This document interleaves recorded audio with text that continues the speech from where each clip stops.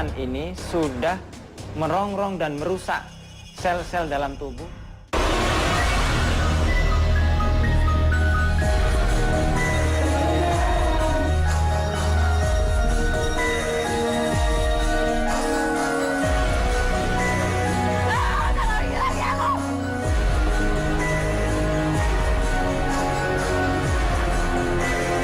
Untuk menjaga diri anak saya.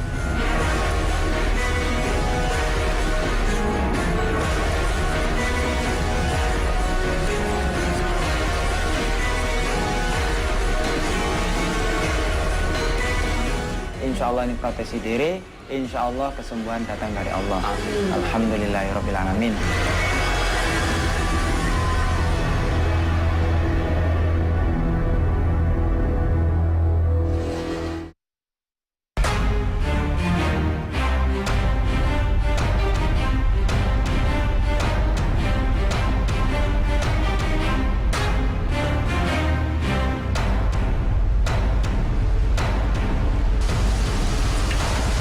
Assalamualaikum. Assalamualaikum. Waalaikumsalam. Apa kabar antum? Alhamdulillah sehat. Kakak gimana? Keadaannya gitu-gitu aja. Ya, kita masuk.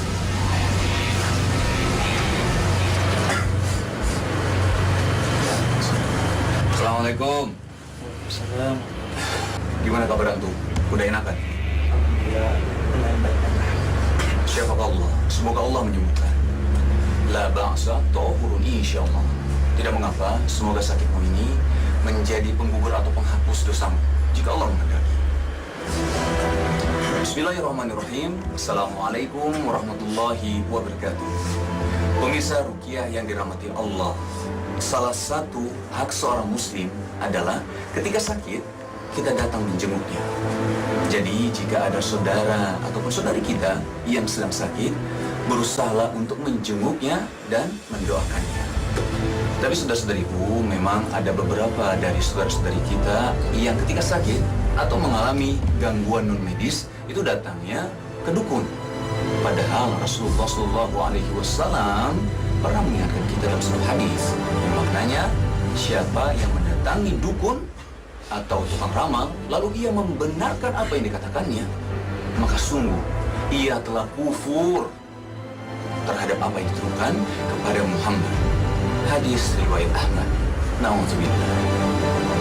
Jadi memang sebenarnya Rasulullah SAW mempunyai metode penyembuhan, ya, diantaranya seperti bekam, terus kedua ada herbal, bagaimana kita mengkonsumsi madu, ya, terus ada juga habatus sauda, dan ada juga dengan ruqyah yang dimana doanya itu adalah dari Al-Quran dan Sunnah. Saudara-saudariku, sebenarnya bagaimana sih pengobatan ala Nabi ini? Kita saksikan bersama-samanya, ya.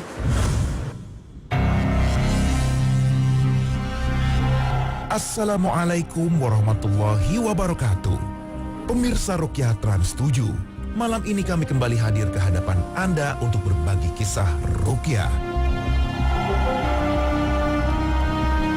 Kali ini tim Ruqyah Trans 7 bersama Ustadz Muhammad Zunaidi berada di kota Surabaya.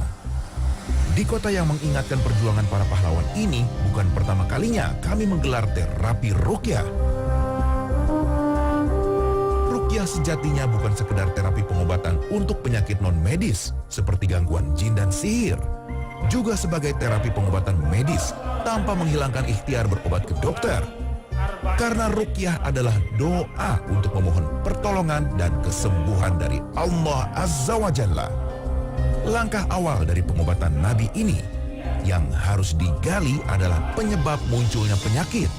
Ada orang yang mengalami gangguan jin karena amalan yang tidak pernah dicontohkan oleh Rasulullah menggabungkan antara Al-Quran dan mantra-mantra syirik. Sun Topomolo, uruh yang sepuh sang hyang kolo, tepnya sing mate hono ing ilatku. Asyhadu alla ilaha illallah datullah sifatullah wa Allah. Gedik bunyi 3 kali. Dem. Baru dia. Assalamualaikum warahmatullahi wabarakatuh. Inilah syirik, dosa terbesar di hadapan Allah pemilik alam semesta ini, karena kita telah menyekutukannya dan menyandingkannya dengan sesuatu yang bukan haknya. Bisa berupa jimat atau bersekutu dengan bangsa jin untuk meraih kesaktian. Allah Ta'ala berfirman, sesungguhnya Allah tidak mengampuni dosa orang yang berbuat syirik padanya. Dan Dia mengampuni segala dosa yang selain dari syirik itu bagi siapa yang dikehendakinya. Barang siapa yang mempersekutukan Allah Subhanahu wa Ta'ala, maka sesungguhnya ia telah berbuat dosa yang besar. Quran Surat An-Nisa ayat 48. Setelah dibacakan ayat suci Al-Quran, beberapa peserta pelatihan ruqyah ini mulai bereaksi. Ustadz Zunaidi mengajak jamaah untuk mengingat dosanya, kemudian bertaubat dan memohon ampunan Allah Ta'ala. Teriakan gadis ini bukan berasal dari dirinya. Rasa sakit yang ditunjukkannya merupakan reaksi bangsa jin yang menempati tubuhnya.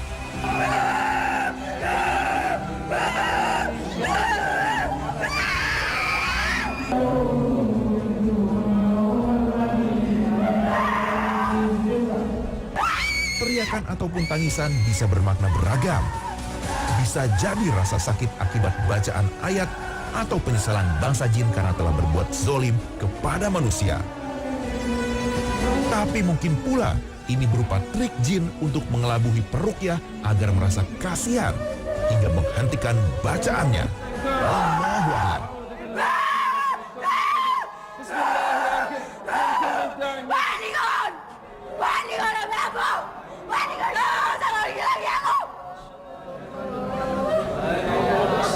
Dengan berbagai cara para peruqyah berusaha menyadarkan gadis ini dan mengusir jin yang bersarang dalam tubuhnya. Seorang peruqyah dengan pengalaman yang dimilikinya sangat paham dengan berbagai tipu daya setan hingga ia tidak terjebak dengan permainannya.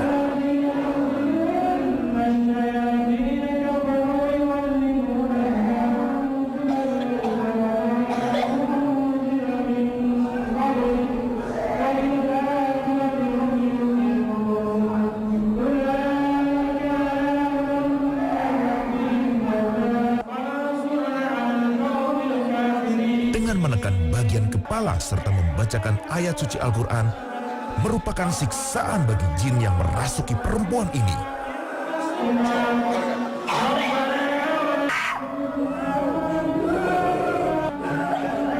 Peruqyah adalah seorang pendakwah. Ketika mengusir jin yang bersarang dalam tubuh manusia, harus mendahulukan mendakwahinya untuk bertaubat. Jika jin tidak beragama, ajarilah tentang Islam. Dakwah juga ditujukan pada pasien.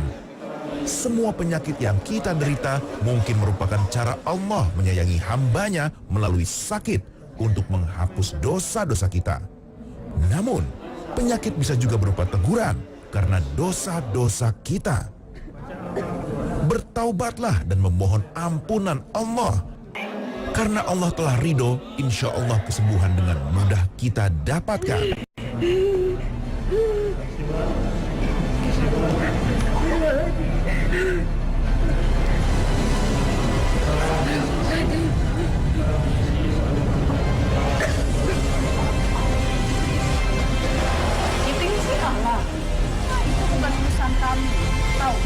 Ada juga saudara-saudara kita yang jadi korban sihir seperti yang dialami ibu ini. Akibat menolak untuk masuk dalam suatu sekte sesat, ibu ini diserang dengan sihir. Saya perintahkan kepada kamu, ya, keluar dari tubuh anak ini, bertobatlah kepada Allah. Jangan sampai Allah Subhanahu wa Ta'ala mencabut nyawa kamu dalam keadaan kamu berbuat zalim seperti itu. Innalladzina kafaru biayatina liyadukul adab. Sekilas ibu ini tidak menunjukkan reaksi kesurupan seperti pada umumnya dengan teriakan atau tangisan. Namun seorang peruqyah bisa mendeteksi dari sorot matanya atau ucapannya yang tidak biasa. Ketika jin mulai melemah, kesadaran ibu ini mulai kuat. Ustadz Zunaidi membimbingnya untuk mengeluarkan jin kafir yang telah merasukinya dengan menekan sendiri bagian urat leher. Dengan dibantu Ustadz Lutfi, kekuatan jin pun makin melemah. Namun, jin keluar masuk mengendalikannya. Saat berada dalam kesadaran penuh, ibu ini menjawab pertanyaan kami dengan sopan dan mengisahkan awal mula sihir ini menyerangnya.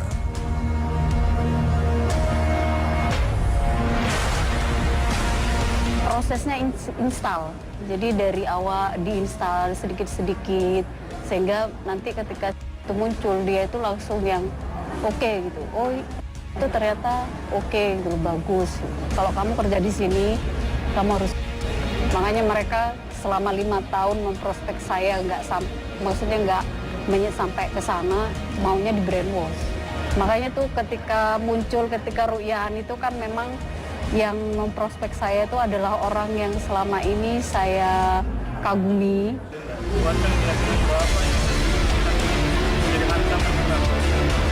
Akibat sihir yang masuk ke dalam tubuhnya, Indah mengalami perubahan. Ia sering melihat penampakan makhluk gaib. Sekarang sih udah mulai berkurang sensitivitas seperti itu. Kalau dulu di tempat manapun sering ngeliat gitu, di situ lo ada, terus sering ngenasehatin temen gitu, kamu itu lo ru'yahan, kamu lo di badanmu tuh ada keris, kayak gitu-gitu dulu sering. Kalau sekarang karena sering ru'yahan, terus ru'yah mandiri udah lumayan berkurang. Astagfirullahaladzim, Rabbal Arsyil Azim. Astagfirullahaladzim, ya masyarul jin. Astagfirullahaladzim. Berbeda dengan kesurupan yang dialami anak ini, Fikri tak mampu mengendalikan diri dan bertingkah aneh yang bukan dirinya. Fikri adalah korban kezoliman bangsa jin. Ia mengaku pernah diajari berbagai ilmu gaib oleh seorang guru yang hanya bisa dilihat oleh dirinya.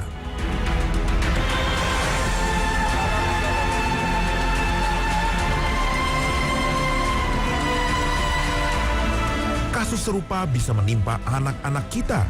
Karena itu bentengi anak-anak kita dengan zikir dan ibadah. Dan sebagai orang tua, berhati-hatilah jika kita memiliki jimat. Tidak hanya dosa syirik yang kita lakukan, juga bisa berdampak buruk pada anak-anak kita.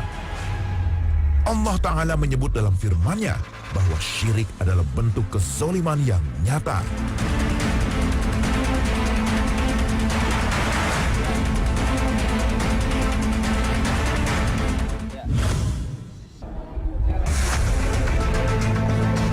Ruqyah merupakan bagian dari pengobatan Nabi atau Thibun Nabawi. Selain ruqyah, ada bekam dan herbal, seperti yang disebutkan dalam Al-Quran dan berbagai hadis Nabi.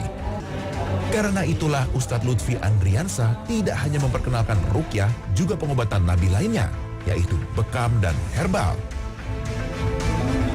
Jin zolim yang dikirim melalui serangan santet biasanya meninggalkan bekas luka dalam tubuh manusia. Karena itu dibutuhkan asupan herbal seperti madu dan habatus sauda untuk mengembalikan stamina dan membersihkan luka. Campuran daun bidara dan ganda rusa merupakan salah satu cara untuk mengusir jin dalam tubuh manusia dan membersihkan perut dari sisa-sisa sihir yang masih menempel. Cara membuatnya mudah. Daun bidara sebanyak 7 lembar dicampur dengan 99 daun ganda rusa. Kemudian di blender seraya membacakan ayat-ayat ruqyah. Setelah itu siap disajikan untuk diminum. Efeknya biasanya buang air seperti diare. Bau dari jus herbal ini tercium biasa-biasa saja, tapi berbeda bagi bangsa jin.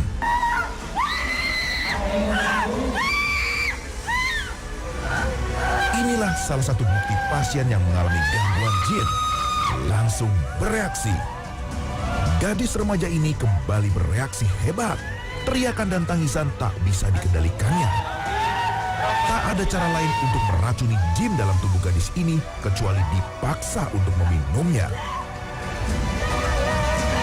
Baru kayak kerasa berat gitu, mungkin dikasih kayak obat tadi itu, jadi lebih kayak kerasa lagi.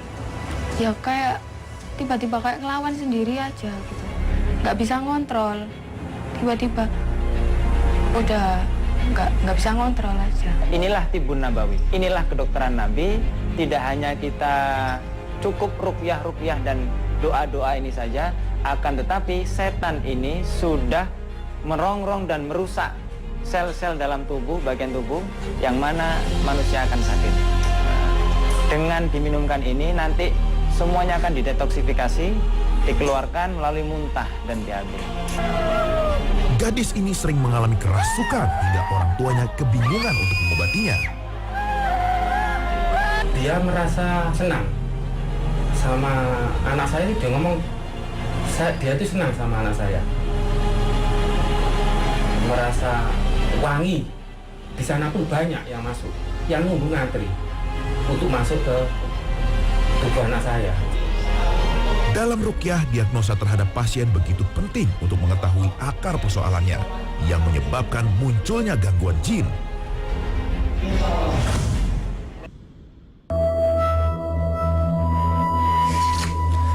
Saudara-saudariku, pemirsa ruqyah yang dirahmati Allah, salah satu sumber gangguan jin adalah jimat. Jimat ini tidak ada manfaat sama sekali dan malah membuat kita rugi, baik rugi di dunia maupun di akhirat. Suatu ketika, Nabi Shallallahu Alaihi Wasallam pernah melihat seseorang memakai gelang kuningan, dan Nabi bertanya, apa ini? Orang itu menjawab bahwa gelang kuningan itu adalah penangkal sakit. Lalu Rasulullah Shallallahu Alaihi Wasallam berkata, yang maknanya, lepaskanlah, karena dia hanya akan menambah kelemahan pada dirimu. Jika kamu mati dan benda itu masih ada di tubuhmu, maka kamu tidak akan beruntung selama-lamanya. Hadis riwayat Ahmad. Saudara-saudariku, syirik adalah dosa besar. Tidak ada manfaat sama sekali. Walaupun kita banyak melakukan kebajikan dan amalan-amalan yang luar biasa, tapi tidak akan berpengaruh sama sekali apabila kita melakukan perbuatan syirik. Ustadz Lutfi berkesempatan untuk mendatangi rumah Pak Agus, orang tua Hilma yang berada di kota Surabaya. Dari pertemuan inilah akhirnya terungkap bahwa Pak Agus pernah mendapat hadiah wafak kemudian menyimpannya dalam dompet. Benda keramat ini adalah jimat yang jelas-jelas terlarang dalam Islam karena termasuk perbuatan syirik. Meminta perlindungan hanyalah kepada Allah, bukan pada benda mati yang bersekutu dengan setan. Untuk mempercepat kesembuhan, semua jimat harus dimusnahkan lebih dahulu.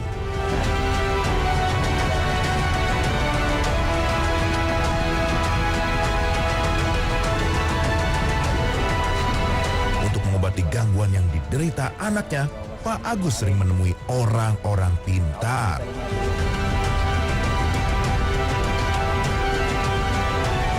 Yang terakhir itu dibawahi sabuk untuk menjaga diri anak saya. Tapi kenyataannya seperti itu lagi, terjadi lagi. Ya, bismillah, ini nanti akan kita kita mulai. A'udzubillahi minasyaitonirrajim. Bismillahirrahmanirrahim. Bapak pejamkan mata, Pak. Sambil merenungkan kesalahannya ya.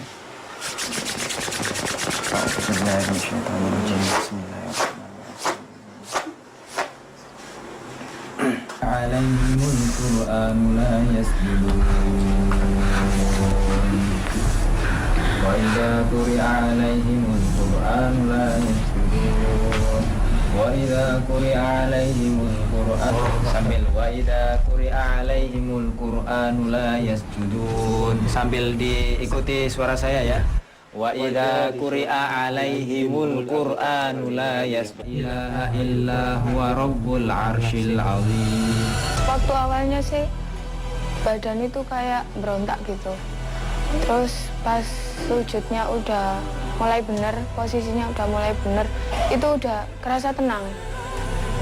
Setelah itu, tak ada reaksi yang berlebihan. Tak ada lagi teriakan dan tangisan seperti sebelumnya. Dengan sujud tilawah, dengan menggunakan ayat-ayat as-sajadah yang ada dalam Al-Quran, di saat setan ini ditundukkan untuk sujud, maka setan ini akan lari dan menangis. Ya wailah, mengatakan setan seperti itu, celakalah. Kenapa celaka?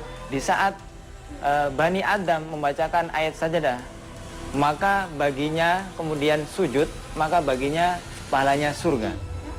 Sebaliknya setan disuruh sujud, dia ingkar bahkan takabur, maka baginya neraka.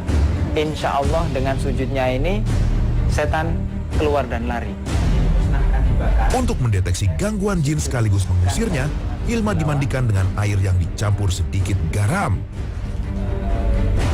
Cuma tadi pas dimandikan aja kayak kayak agak nyesek. Tapi habis gitu lama-lama hilang.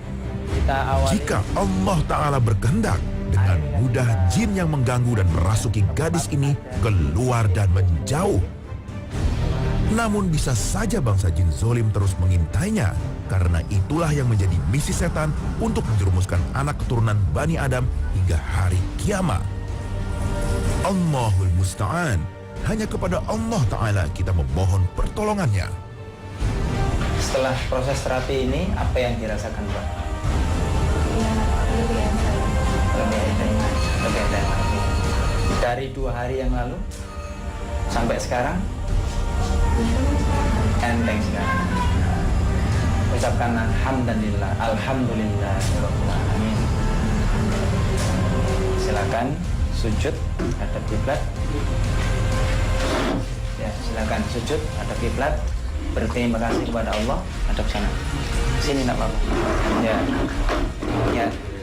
Alhamdulillah sambil saya tuntun, sajada wajhiya lilladzi khalaqahu wa syaqqa sam'ahu wa basaruhu bihaulihi wa quwwatihi fatabarakallahu ahsanul khaliqin. Ya, silakan. Selanjutnya untuk Bapak, Ibu, dan kemudian Mbak juga, untuk membentengi diri silahkan melafadzkan zikir berikut ini ya. La ilaha illallah wahdah, la ilaha illallah wahdah, la syarikalah, lahul mulku walahul hamdu wa huwa ala kulli syai'in qadir, wa huwa ala kulli syai'in qadir. Di saat Bapak, Ibu mungkin keluar rumah, nyetir mobil, naik sepeda, keluar rumah, lagi masak, lagi belajar, usahakan dalam hati kita membaca seperti itu. La ilaha illallah wahdah, la syarikalah, lahul mulku wa lahul hamdu wa huwa ala kulli syai'in qadir. Ya. Sambil tetap dijaga sholat jamaahnya, tadarus Al-Qur'annya, ya. Seperti itu, sering ngambil air wudhu. Insya Allah ini proteksi diri, insya Allah kesembuhan datang dari Allah. Alhamdulillahirabbil alamin.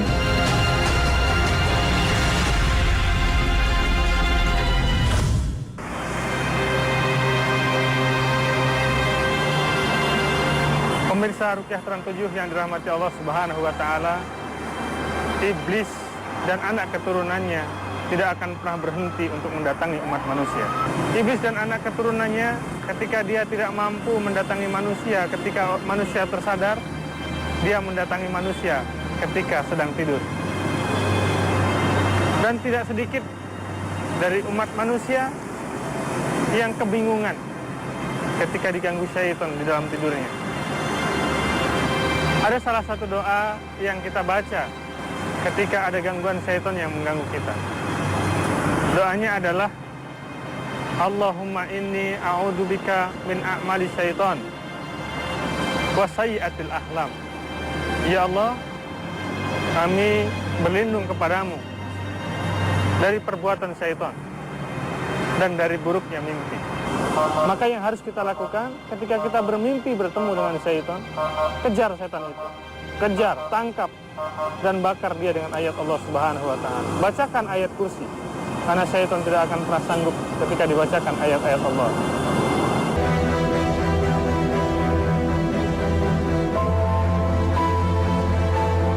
Pemirsa Ruqyah Trans 7, semoga kisah ini menjadi pembelajaran bagi kita untuk menjauhi perbuatan syirik. Karena syirik sesungguhnya kezoliman yang nyata. Tidak hanya kita berdosa besar di hadapan Allah, akibatnya juga berdampak pada keluarga kita yang tidak berdosa. Tidak ada tempat bergantung dan memohon pertolongan kecuali pada Allah Azza wa Jalla. Wabillahi taufiq wal hidayah. Wassalamualaikum warahmatullahi wabarakatuh.